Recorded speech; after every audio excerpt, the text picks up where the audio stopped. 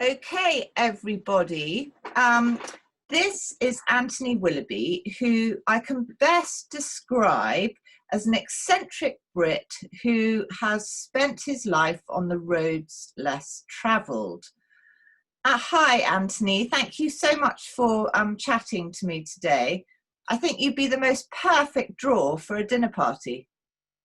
I'm not sure that everybody would agree with you, but I always find myself highly entertaining. So it's more up to people trying to get me out of a dinner party than but I do enjoy them, yes. Oh, I'm sure. So, Anthony, you've led a life so full of adventure and discovery. Can you tell us a bit about your upbringing? Yeah, I mean, I'm eighth generation expatriate. So all of my ancestors were born in India. We lost our land in Wiltshire in about 1840. So the only thing they could do is to join the British Army in India. I was then brought up in Africa in the Sudan and remember sort of holding scorpions and having great fun with those. And sort of life was an adventure. Paddle steamers down the Nile, whether we were living in Egypt or the Khartoum, or going down on trips to Kenya. So my whole background has been one of sort of the joy of adventure. And I all of a sudden got dropped off in an English boarding school, at the age of 9, when suddenly I had to have a hospital corner on my bed and I was terrified I was going to get hospital. Yeah. Whereas, or sort of swallowing a marble and sort of, all sorts of other stuff. And there were none of the priorities or sense of fun that I'd been grown up with. So I think I never, ever fitted in to this system here. And I think No. that's always been my background. So it's never as if I've sort of had somewhere to go to. It's always get out of where I am and look for something. So it's sort of unintentional adventure, I would say.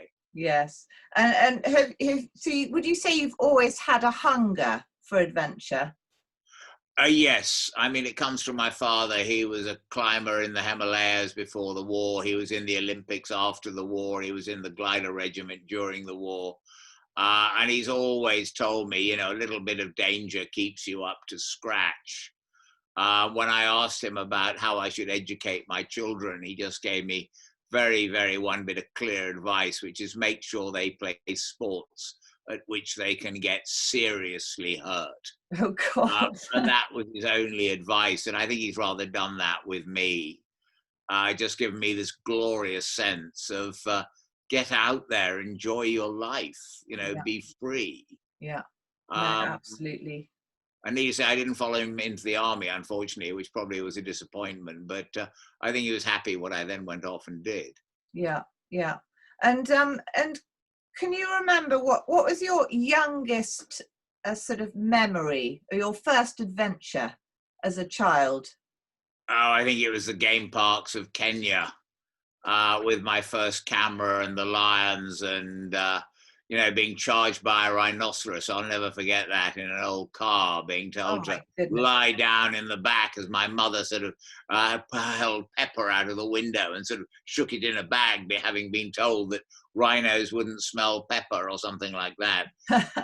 So, I mean, that sort of thing, or literally, playing around with scorpions and, yes, just, lots of different adventures, or being on the paddle steamers going down the Nile when literally the villages, everybody was in South Sudan. It was just a wonderful way of the rawness of life. What an amazing upbringing, actually. Yeah. Children today need to do more of that, I think. Get off their computers.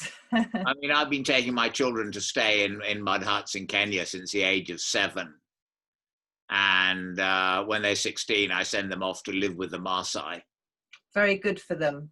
I believe it's essential. I think today courage and a fresh perspective is absolutely essential. Yes. So would you say that your parents approved of the path you took? I know your father obviously maybe hoped you'd go into the army, but would you say? That's sort of, yeah. I mean, basically, I'm a hitchhiker. I've done about 40,000 miles of hitchhiking around the world. I've hitchhiked by private aircraft in the States and done all that sort of stuff. And when I got back to England, I was sort of hitchhiking. This is back in the 70s. And I remember sort of hitchhiking from London down home in Sussex, and someone picked me up, and I said, I'm going to go to Japan. I'm going to sell things. I've got an agency. I can do lots of things. And he said, you know, you're an entrepreneur. I said, wow, I now know what I am. So I remember my mother picked me up, and I said, Mummy, I now know what I am. I'm an entrepreneur. You know, that is the most disgusting thing you could ever be told about. I mean, that is really the lowest of the low. I remember my mother sort of thinking that. And then my father, he used to keep a meticulous diary. And when I left for Japan on the one-way ticket on the Trans-Siberian Express, he wrote, my son has left for Japan. And that was his only comment about it. So nothing else. I think he probably would have liked me to go in the army. But I mean, you know, there was just zero imagination for what life was, because in those days it was around duty. Yes. It was not around happiness. I mean, one's never asked at school, are you happy? I mean, no. You know, are you working hard? Are you getting your exams? There was nothing about happiness or fulfilling your potential. It was your duty. And I think this is why today we have the freedom of choice to shape our own destiny. And I genuinely believe I'm the first generation ever to have that freedom. And that has really been my quest in life, to see what freedom means, but what are the responsibilities that come with it. Yeah, yeah. And so you sort of touched on it. How did you end up in Japan for 30 years? I got back to England in 1970, having hitchhiked around South America and been at school for a year in North America. And I got a job, and I was on 11 quid a week, and it went up to 15 quid a week. And I just, you know, was living in a little bedsit in Shepherd's Bush, and I thought, I got to get out of here. Yeah.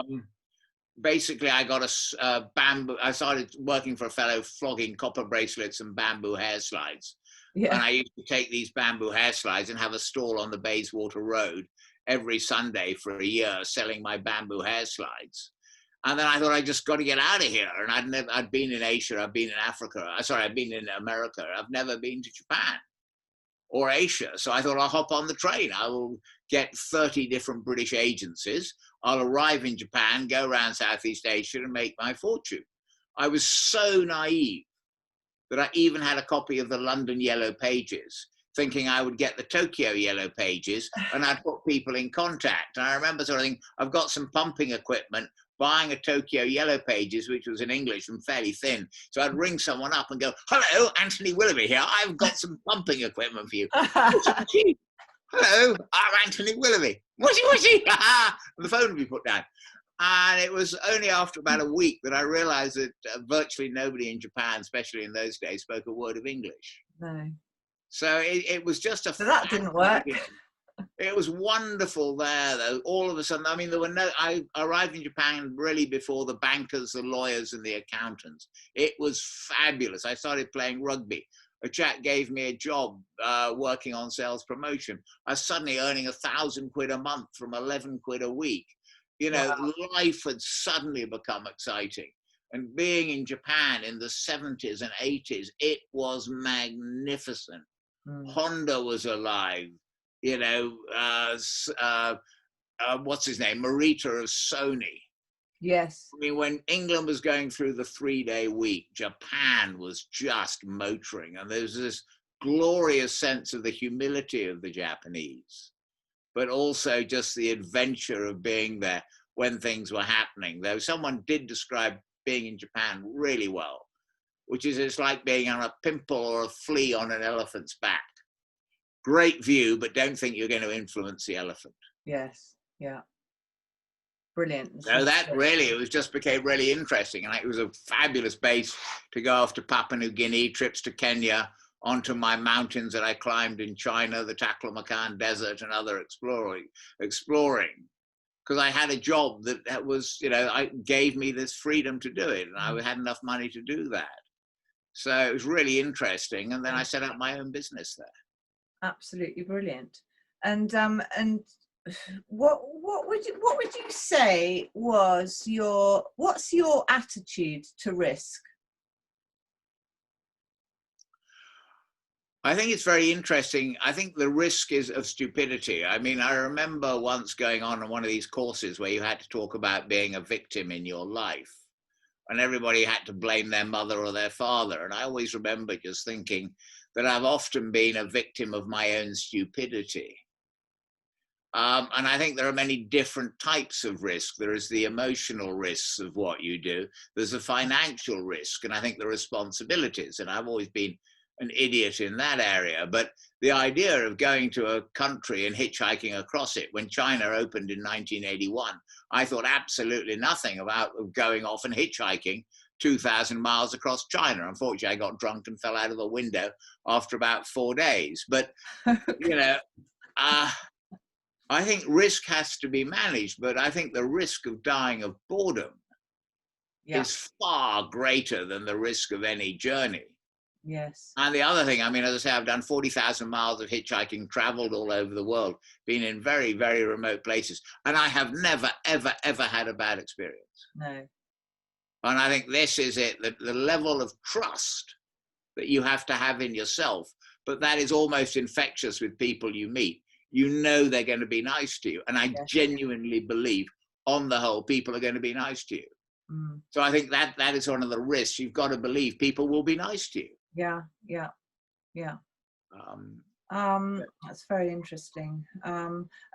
What would you say, out of all your amazing journeys and your hitchhiking and everything, what would you say were your sort of top 3 experiences, times in your life that you've sort of, where you've, I don't know, learnt the most and that's shaped you to who you are now? Yeah, I think it really is. It's the learning of the journeys and what I sort of got out of these journeys. And the learning doesn't happen immediately. I mean, I think maybe if I just show you a couple of slides about that, if that would be all right. Absolutely. That maybe gives you an idea about sort of where I've learned the most and how I've learned the most. Okay, I'm going to swap us over. Now, change post. Sorry, I've got a dog that's about to go and eat some chicken, so I'm just closing the door. Oh, don't worry. We've always got that problem going on here. Brilliant. Okay, you're now host.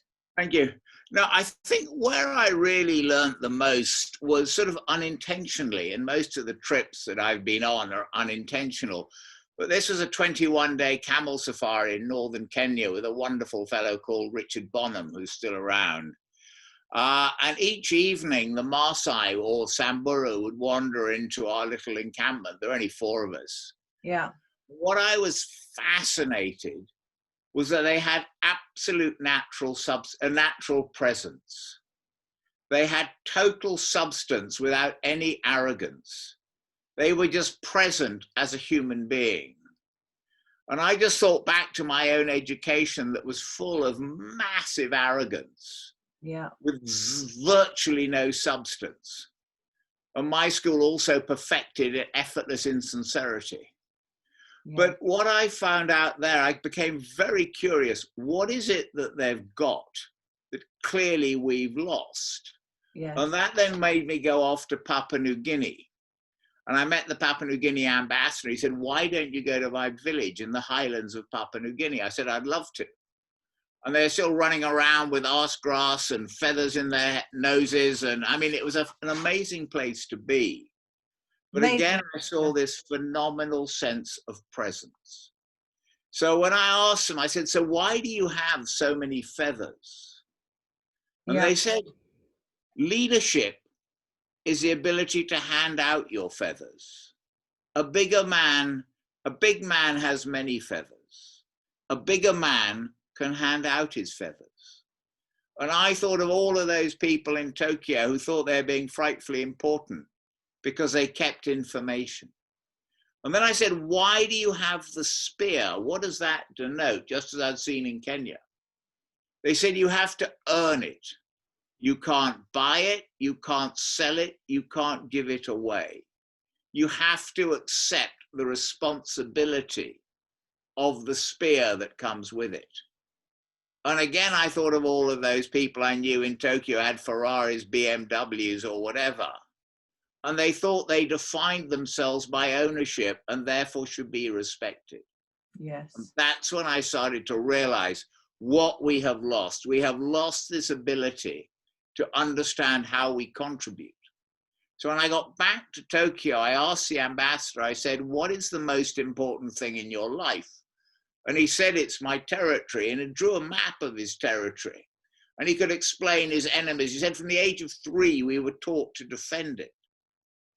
And what he talked about, he knew his duty to protect and defend his territory, survival of his community and society, and his aims and ambitions expand. And what I saw is, for the first 99.9% of human existence, we have known what we are protecting. We have known our community. And that is what I think we've totally lost. Yes. And that has really been my mission over the last 40 years, is to build this bridge to help people understand their identity by knowing how they contribute and who they are within that. And then I went to start to explore my own territory. I mentioned that's a 7,000-meter mountain in China. That's taking my camel trains through the Taklamakan Desert. That's crossing a river in Papua New Guinea when we walk from the Fly to Sepik rivers, 180 kilometers across New Guinea. And on this trip, we had 24 bottles of wine and absolutely no food. Oh my God. Yeah, but one bloke complained every step of the way. And what I saw is complainers destroy morale. So when anybody joined me on any future expeditions, they signed a document, I will not complain. If I get eaten or trodden on by animals, or extra porters are employed to carry wine. Because I realized, so you asked me about what did I learn? I went off on these adventures and I learned massive lessons. Yes. Looking at Mustagata, 7,500 meters. I'd never climbed a mountain in my life, but I had to practice. I had to work out, what did I need to know, to learn, and what is it within me that enables me to get to the top? And we got to the top without porters or oxygen. So looking at that, the level of fear was extraordinary. And I'm sure the audience have climbed their mountains and they know that feeling. Or that glorious sense of being on a journey. How do you put it together? Where are you going with it? Yes. And that really is what I started to see, that you start to get to the top of mountains, not through your own sort of force of personality. It's actually through working with other people and coordinating, sharing your dreams and your vision. That happens to be Stephen Venables, who climbed Everest. And he wrote about the trip when he joined us. And he said, this was a group of vague people who all had a tenuous connection to Willoughby. The only thing they had in common was absolutely zero knowledge of mountaineering. So that's really sort of been the lessons that have inspired me to sort of open the first outdoor team building program, because I wanted to unlock people's trust in themselves. In 1988, I wrote, I will set up a company that will unlock the trust and willpower of people. And that will be the currency of the future. Trust has got to be the currency. Yes. 30 years later, people are finally going, good heavens, we need a bit more trust. And that was then when I had the opportunity of opening a center on the Great Wall of China. And it really was just following my dreams. The business in China at the moment, China's economy was tiny. Yes. But I thought, wow, to take people to sit on the Great Wall of China, think about your barriers, think about your hopes, think about what you can do. What do you have to trust in your life to fulfill your potential? And that's sitting in the courtyard. We even had Bill Gates and Warren Buffett as our clients there, doing some team building. But it was just an extraordinary opportunity. Literally 20 years previously, I'd been held prisoner by screaming mobs in Beijing when I first went to Beijing in '75. Now to be working there, opening people's eyes to their potential, that to me has been exciting. Very exciting. So sorry, that's a really long answer to... No, it's a fascinating answer. It's absolutely brilliant. It gives us great insight. It's absolutely fantastic. And would you say, what would you say was your most extraordinary, I don't know, incident or adventure where you thought this was a really close call? You had Um, any near ones? I mean, the thing in Papua New Guinea, I mean, that was sheer bloody stupidity. I had read in a book how you do a river crossing in full flood. So I thought, right, this is a great opportunity. So I went across on a wire, and then we're going to put a rope across, and people were then going to go across it. And we just realized this was lunacy. But I got the rope wrong. So I sort of got into a V with the water pushing me down. And that was pretty interesting because I had a wire around my waist. I mean, that was sheer stupidity. And then sort of falling out of a window in China was probably not very sensible, having been hitchhiking down the Silk Road. So was that a window of a building? Basically, I was in a hotel and I was trying to impress some girls who were in the dormitory, and I thought I would climb out of one window and come back through the door, and they'd all be frightfully impressed. Yeah. But I was trying to climb from one ladder to one sort of ledge to another, and I slipped and fell and dislocated my pelvis. So, oh my God, that was not my most successful experience. No. But no, generally, I mean, you know, I've hitchhiked from all the way with my wife Victoria through Zaire, the glorious democratic republic of Zaire, of the Congo, from right up north in Arua in Uganda, and then the whole way down that ridge. Every day we had a gun pointed at us, or, you know. Oh my goodness. But, you know, that's just sort of life. So I suppose I've probably been close to danger, but I've never really felt threatened. No. And does your wife have the same sense of adventure as you? She must have. Yeah, she certainly does. We met actually hitchhiking in Tibet. We met in Lhasa on Christmas Eve, 1985. Wow. And she just heard it had opened, as had I. And she was hitchhiking from Lhasa to Chengdu, which is sort of up all the mountains, an amazing hitch. And I was hitchhiking north across Tibet and then out via Kashgar. And obviously we got on quite well. Her first question was, so what school did you go to? I told her what it was. She said, oh, what house? So I told her what it was. She said, oh, good heavens. Both my brothers and my father were in that house. Where were you at school, Anthony? I was at Harrow. Oh, you're at Harrow. Okay. Oh, well, small world. Hence the education of effortless insincerity. But no, and then she sort of came and joined me in Tokyo, and I then came back with a map, which I had sat down with the Papua New Guinea ambassador, and he got a pencil line across the map. And that's when I saw there were the villages. Yeah. So that's when I thought, we won't need any food. We'll only need wine. So she says, hey, can I come and join you on that? So I said, yes, of course you can come and join me. So 4 of us headed off on this trip with the complainer and my best man, Paul.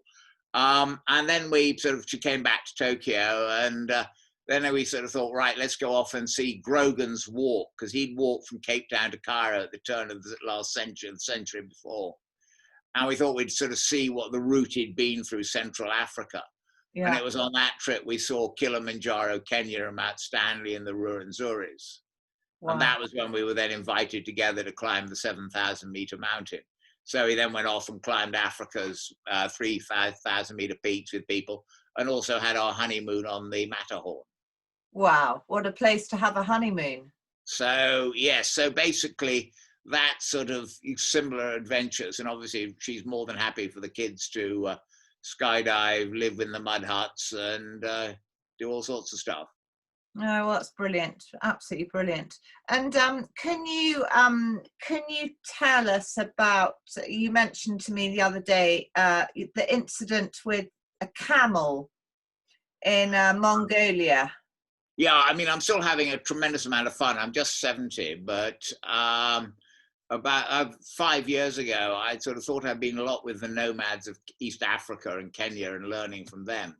So I decided to go off to Mongolia, and I had a fantastic time there. And I was sort of joining the Mongolian nomads on their migrations and things like that.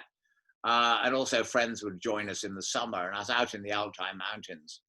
And I rather thought, well, I'm pretty good on a camel, so I don't really want to ride a horse. So I'll sort of get on this camel. They said, don't, it's dangerous. I said, no, I know better than that.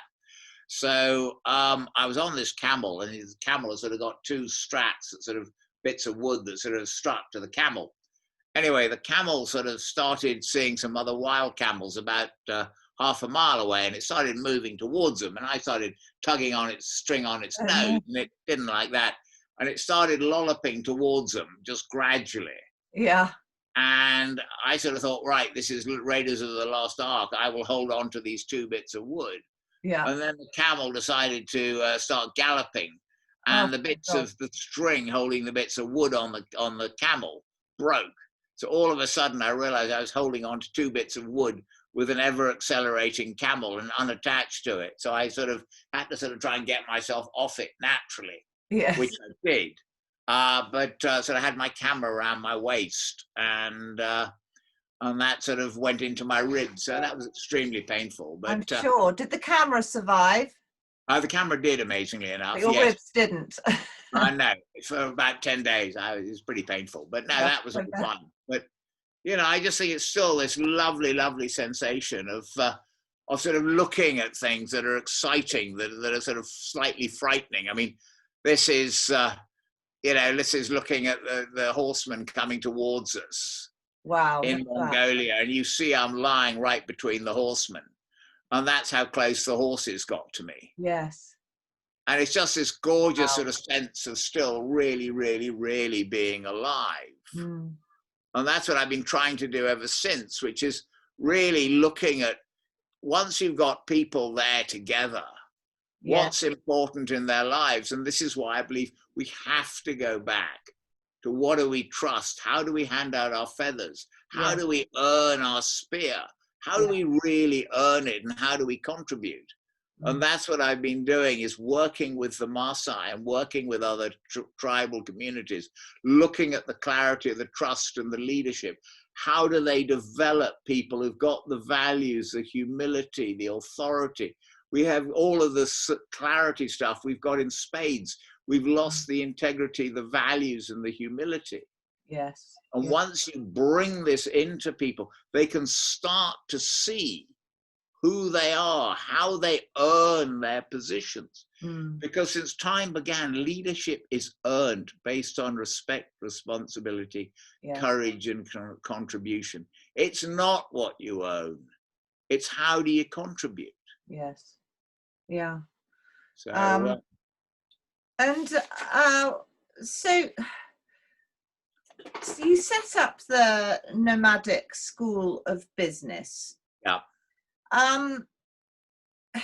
So how do you think, I mean, do you get mainly businesses who want to get involved, or do you get individuals? Can you tell us a bit about the business? I certainly can do. Yeah, it's a number of different people who sort of want to join me. I've obviously been taking curious friends and individuals on trips for the last 40 years, but that has never really been my business. I've worked quite closely with Nigel Nicholson from London Business School, who's been with me to Mongolia. We drove across the Gobi. So that was very much for personal discovery, which I think is very, very important, which I'm just really going into. But the main thing of really working with corporates was around team building and leadership development. But that's when I saw that you can create a team together. But everybody says, where do I belong? Where do I recognize? What is my identity and purpose? And that's when I saw every time I had been with nomads, they had absolute clarity of who they were. They had a totally clear map. Yeah. Yeah. And that's what I've been trying to bring into organizations and companies, because in a company, everybody has a totally different map. So therefore, there is no context and relevance of what they're talking about. Mm-hmm. Whereas everybody can still, capital, shackles, and cattle all have the same word derivation. So the whole reason for life, and that's for 10,000 years, is how do you protect it? How do you look after it? Where are the green pastures? What are the skills you need to protect your capital? And what are the threats? Yeah. How do you do it? It's very simple, but everybody can draw it and they can talk about it. Yeah, yeah. And this is because every nomadic individual or Papua New Guinean indigenous has a map. Yeah. And that's what we've lost. So really what I've spent the last 30 years doing is working out how do you bring the maps Because in Papua New Guinea, everybody's got their hunting area, farming area, fishing area. It's clear. But what I've discovered in companies, everybody's got their territory. But the question is, what does it look like? They've got all sorts of words. Yes. Once you can get a company to talk about, this is our village, this is our hunting area, this is our fishing area, these are the routes you need. Please, Panda, will you go and hunt that elephant? Then you know what you're trying to do. You need to go fishing today. Whereas businesses have the whole thing, doesn't it? What? It just simplifies it down. Yeah. It all becomes clearer. Where are you? And everybody can talk about it. Everybody can draw a map. They just don't know they've got one inside them. Yeah. Working out, how do you go back to the simplicity of what is your cattle? Yeah. What are the skills you need? How do you go on a migration? Where are you going to move to with your cattle? What is the season you're in your business?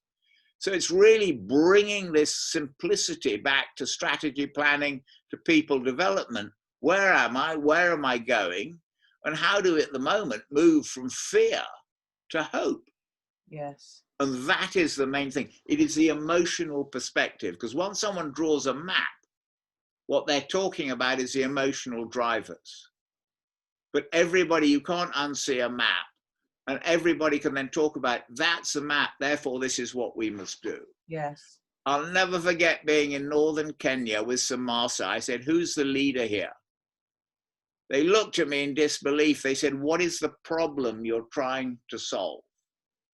Okay. Because if you can tell us a problem, we'll tell you the most appropriate leader. And I just thought that is so revealing within organizations. Everybody has to have the answer.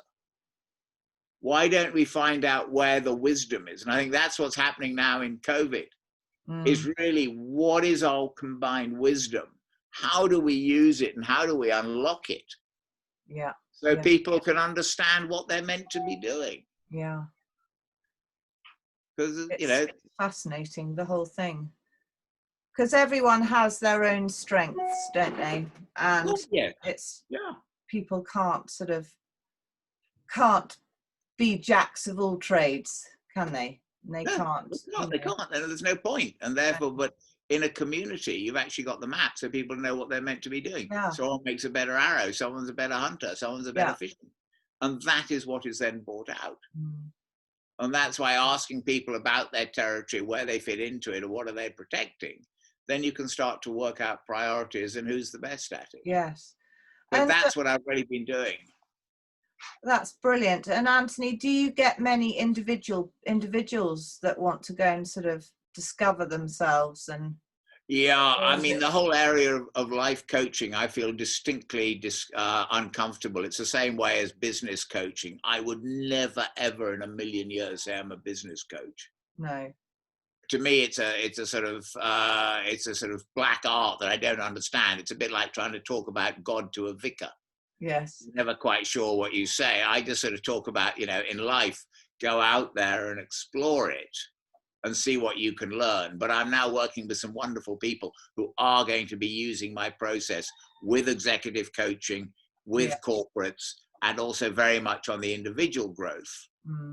And the theme of that is, I've mentioned earlier, but I mean, it is be clear what you want, clear where you are, be bold in what you want to get there, and then freedom. Yes. But what does freedom mean? What are the responsibilities? It's not just to be free. And I believe in civilization, everything is split by splitting power, wealth, and status. Yes. And I think freedom is having the power of your own personality and knowing it, the wealth of your life experience, and the status that you can contribute. Yeah. And that to me is freedom. And that's why I believe you need a map. You need to work out the swamps, where you're going. And this is done naturally in any indigenous community to help people with their journey and to fulfill their potential so they can be of maximum benefit to themselves and their community. It's just so interesting. It's really interesting. I mean, do you sort of, have you had people on your, businesses or individuals on any of your trips who've just sort of said, oh God, this isn't this isn't what I thought I signed up for, and trying to throw the towel in. I have. I'm fairly careful of who I pick on these trips. That's why I've got the 12 I will not complain regulation. Yes, very important one. Sign. But once you're on a trip, it's very difficult. But I remember I was organizing another trip to Kilimanjaro, and an American sort of said, I'd love to come on your trip. So I sent him the I will not complain regulations. And he said to me, I'm paying you to take me up Kilimanjaro. I said, no, you're not. You're coming on a journey as a contributing member of the team. Yeah. Point, need to say he didn't come near it. No, I think it's very difficult keeping those sort of people off it. I've had a miserable complainer on the Taklamakan Desert, because the complainer is the coward. They really are. You must know it in riding, etc. Right? Yeah. They're the one who goes, have you thought of that? Ooh, he couldn't do it that way. I don't trust Joe. I think Joe's lost. And they try to undermine everybody. And I think they are. What? It sort of sucks everything out, all the positive and all the good vibes out of everyone else. Thing. So now, how do you keep them off? It's really, really, really difficult. And you know, I'm reasonably sensible now, because most of the trips I've done have gone with people who I know quite well. And I certainly am not someone who sort of does this as a business, taking people on the trips. I want to show them, whether it's with the Marseille, etc. But it's very, very much taking them on a personal journey, because I know and I like them, and I look forward to drinking beer with them. Yes, exactly. I'll tell you what I meant to ask you. Sorry, it's just reminded me. How quickly did you get through those 24 bottles of wine? Oh my God, this is one of the things. It took us about 12 days, I think, to get through it all. The whole trip was about 18 days. But the complainer said at one point, why don't we leave the bottles of wine? No way. I think this is sort of the final straw of that. So, yeah. Oh, gosh, that's funny. Anthony, what would you say is left on your bucket list of places you want to go, things you want to do? Or have you been everywhere now? I think I've almost been as many places.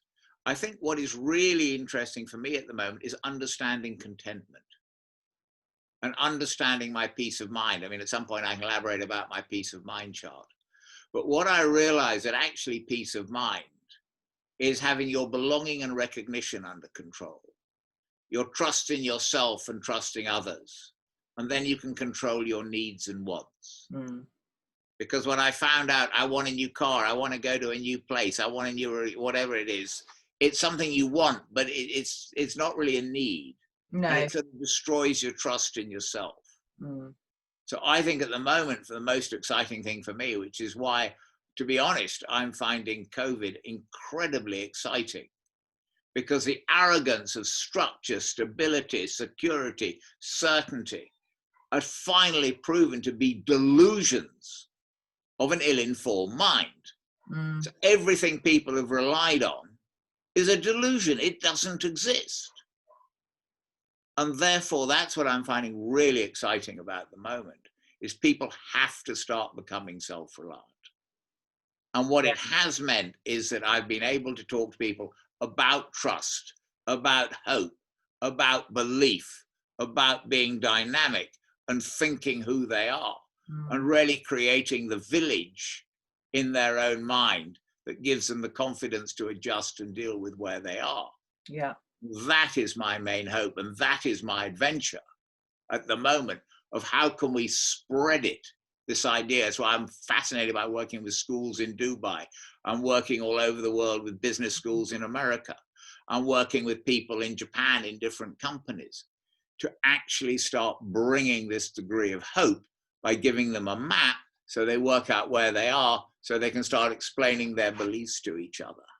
So it's no longer been a destination. It's been sort of working with my own mind to do stuff. Because that sort of was bringing me on to my next question, really, with COVID and everything going on now.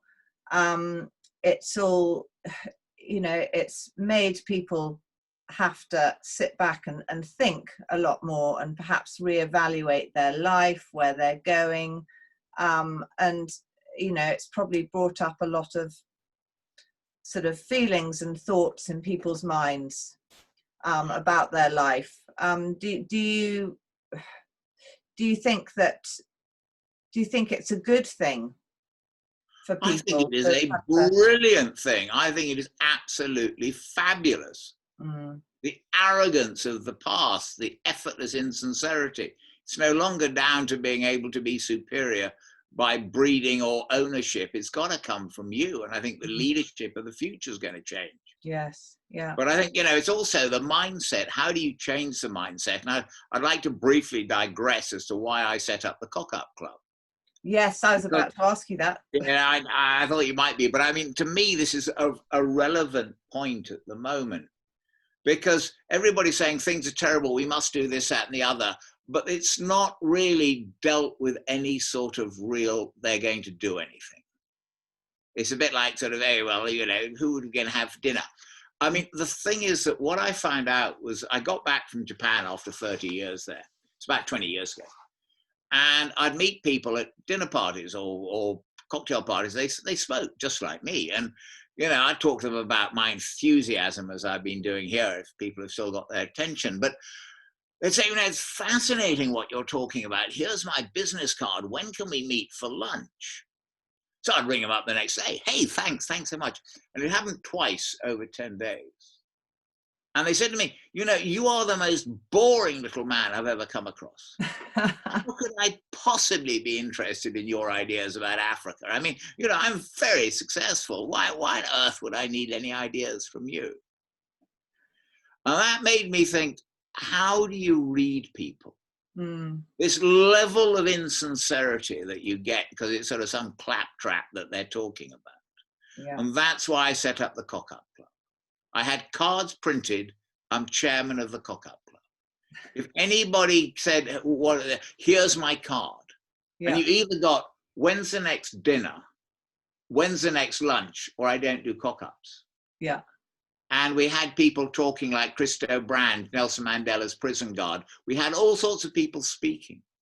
And they talked about their cock-up was when did they learn something. And the Cock-Up Club is dedicated to Churchill's definition of success. Yeah. Success in life is stumbling from one disaster to another while maintaining one's enthusiasm. Yes.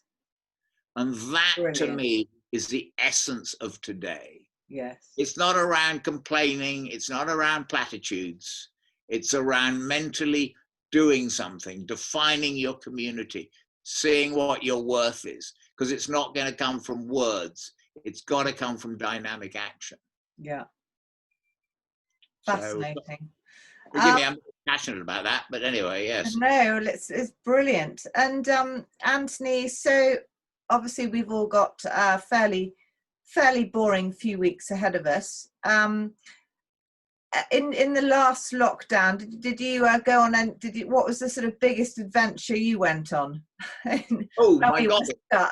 I think for all of us, it was the Zoom adventure. Yes, you're quite right. It was, you know, your first Zoom call when you hold things up and you don't know how to do screen share and you don't know how to do this and you don't know how to communicate and you get the light behind you. And, you know, to me, the first lockdown was, wow, this is an opportunity. It's brilliant, isn't it? You're very much better at it than I am. I've still got a bit to learn. Well, I don't know about that, but I mean, you know, sharing you've mastered.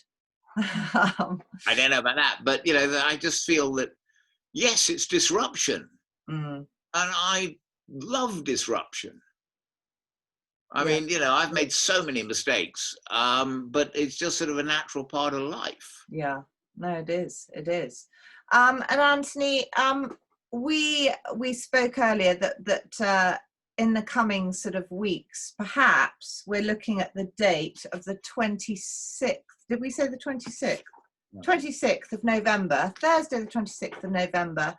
We are going to do a sort of virtual drink / Zoom evening with you, if you're still happy to do that, where members can come along and join the Zoom chat with their gin and tonic and ask you some questions and Well, have a I general think chat. I would be honoured and delighted, and maybe we could even come up with some good cock-up stories. And I mean, Well, yeah, life and what have we learned, and what's the purpose and the fun of making our mistakes and having our exactly. virtual cock-up dinner and Well, looking at life. I mean, yeah, I'd be absolutely, I'd love to do that. well, I think that would be brilliant, and I think we'll tell all the members to, perhaps if they'd like to share any cock-ups with us that have taught them massive lessons in life. Yeah, I might even have a sort of I will not complain backpack that we can give us the award for the best cock-up club dinner story or whatever. Yes, brilliant. No, I Why think don't that would be people a talk really, to each other about the community of the cock-ups? Why don't we have a virtual cock-up club dinner? yeah. No, I think Um, that and would be fun. let people talk to each other. I'd love to. I mean, obviously, I'm more than happy to bend people's ear on the stories, but I would far rather hear other people's stories. Well, I think that would be great. Well, I will give more details about that in the coming week or two, and we'll arrange it. Thank you so much, Anthony. Not at all. Delighted, It's honored, fascinating. delighted. It's fascinating hearing about your life and your stories and your aims, and it really, I think it is brilliant, absolutely brilliant what you've done. Thank you so much, and yours as well, and what you've done. I mean, I think it's just enjoying life. I mean, Yeah, it's an adventure, and it's not a absolutely. destination, as sort of cliches go on. But yes, No, it is an adventure, isn't it? And it's keeping it as an adventure. oh my God, yes, it's sustaining it. Peace of mind is very, very, very fickle. Mm, yeah, The question is, how do you sustain that fickleness? yeah, no, absolutely. So, Oh, thank you very much, Anthony. That thank is you. brilliant, and we will arrange our evening Okay, for the 26th. brilliant. Well, I'll let you Thank have you some very much. cock-up club material, and we'll see if we can't do a virtual cock-up with a few stories. Yeah, that would be utterly brilliant. Thanks, Okay, Anthony. Bye not at bye. all. Thank you. Bye-bye. Bye. Yes. Bye. Anthony. Yep. Hi. Sorry, I've stopped recording. Ah, it's still recording, I think. But anyway, doesn't think that really matters. Uh, well, I think I've stopped it. Ah, I maybe you can't because you're not the host.